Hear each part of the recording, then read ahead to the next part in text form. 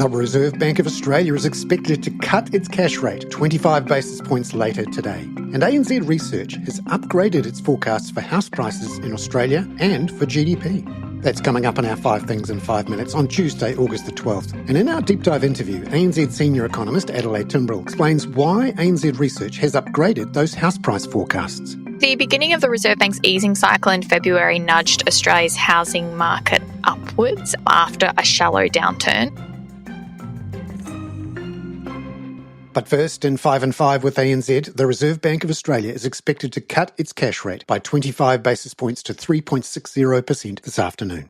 ANZ Head of Australian Economics, Adam Boyton, says this decision is different from the hold in July for 3 reasons. The first and the most important is that the board has received another CPI reading, and that CPI showing inflation heading back toward the midpoint of the target band. The second is that the most recent labour force data for June showed an increase in the unemployment rate to 4.3%. And then the third will be what we expect from the updated RBA staff forecast, namely that the forecast will have inflation remaining close to the midpoint of the RBA's target band through the forecast horizon.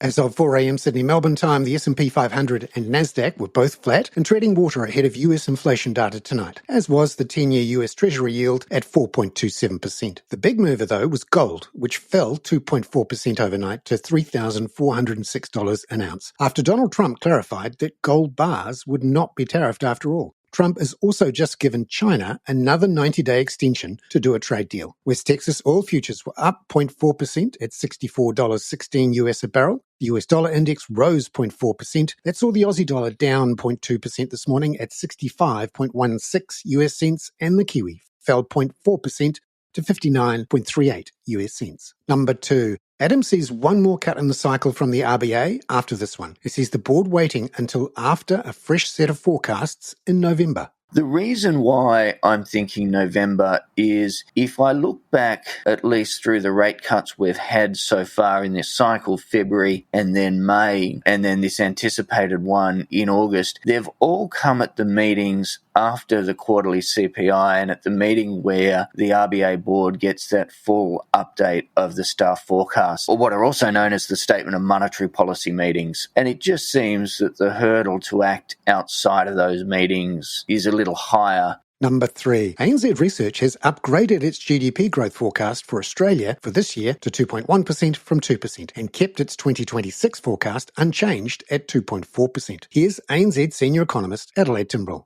The big change with the GDP forecast is that we're seeing more strength likely to come through household consumption and less likely to come through investment. It seems that global volatility has compounded on an already weak investment outlook, and that's dragging the ability and risk appetite of businesses to take those risks and add to the economy through their investment. Number 4. China reported inflation data over the weekend that showed consumer price inflation was flat in July from a year ago. And that was slightly better than expected, but producer prices fell 3.6% in July from a year ago. People had expected 3.3%. ANZ senior China strategist Xiao Pengxing says the government in Beijing is now more focused on stoking consumer demand than restricting supply. Good news was that we saw early signals of reflation from the data. The core CPI rose up to 0.8%. Car prices, including EV, turned zero from negative. The price drops in coal, steel, solar also narrowed. The government is taking measures to fight against the over competitions in the economy. We expect the price to continue to improve in the next few months. However, demand side will be much more important for reflation than the supply side. Number 5. ANZ's New Zealand chief economist Sharon Zollner has picked up on a New Zealand Treasury paper issued last week that analysed government spending through COVID. The upshot being that mistakes were made. I think it's pretty well appreciated now with the old 2020 hindsight. See what I did there? That there was too much spending and it became counterproductive, not only in terms of a legacy of debt, but also pro-cyclical policy meant that the public sector was looking for a resource in a very, very stretched economy, as competing with the private sector in a way that was unnecessary and a bit unhelpful.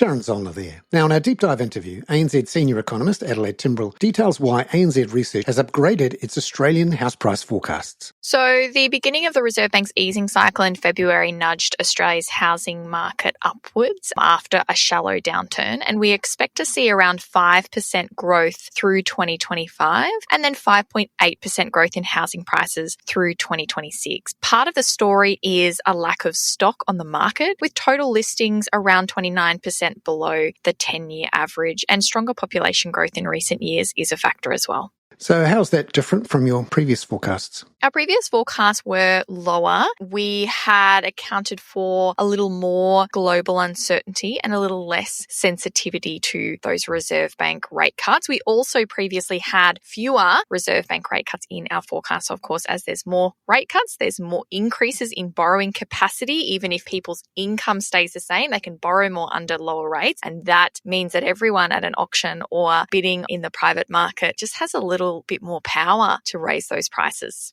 And thinking of the potential restraints to the upswing in prices, what's holding it back a bit? It is an affordability issue. We are seeing a lot more growth in the bottom quartile of property, so the kind of 25% of cheapest properties in Australia, and a lot less growth at the top end. I think particularly after the last few years in Brisbane, Adelaide and Perth, there's been such a cumulative shift in prices that it's difficult to see that price growth continue in a material way. You can't just be going up 20% 1 year, 10% 1 year and expect that momentum to continue without wages somewhat accelerating, which they have, but nowhere near the amount that housing prices have grown in the last few years. And looking at the various capital cities, where are we seeing the standouts and the ones who aren't quite accelerating so quickly? When it comes to the capital cities, we are seeing an acceleration in Sydney and Melbourne and a slowdown in Brisbane, Adelaide and Perth. That is because we've seen such huge housing price shifts over the last few years in Brisbane, Adelaide and Perth, so it's slowing down. It doesn't mean, though, that they're going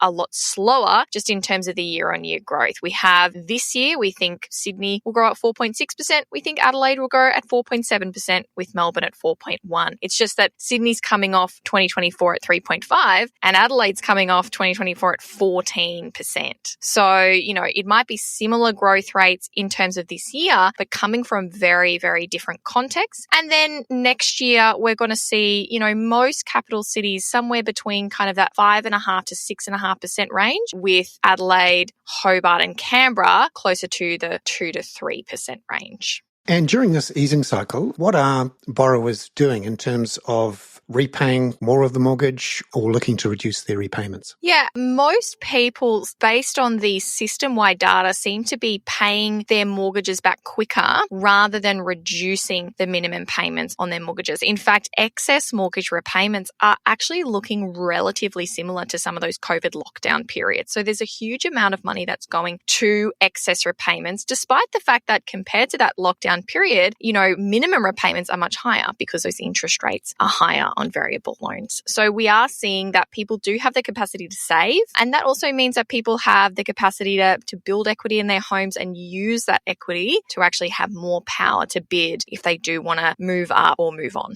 And aside from prices, what are we seeing for rents? So there were signs that the rental market was retightening earlier this year, with growth in advertised rents rising and vacancy rates falling, but that's kind of steadied over Q2. So on a 6-month annualized basis, advertised rents in capital cities rose 5.3% in July. The trends in advertised rents generally take quite a lot of time to flow through to the stock, which basically means, not everyone's moving house every month or every year, which means just because advertised rents are going up at 5% a year doesn't mean everyone's rents are going up at 5% a year. We see in the CPI data that rents are going up at about 0.3% per month, so around 3.5% per year. Adelaide Timbrell there. I'm Bernard Hickey. That was 5 and 5 with ANZ for Tuesday, August the 12th. Catch you tomorrow with all the detail and analysis from the rate cut expected today from the Reserve Bank of Australia. This podcast contains general information only, not investment advice. You should obtain advice for your personal circumstances before making any investment decisions. Please view the podcast disclaimer available via your media player or email.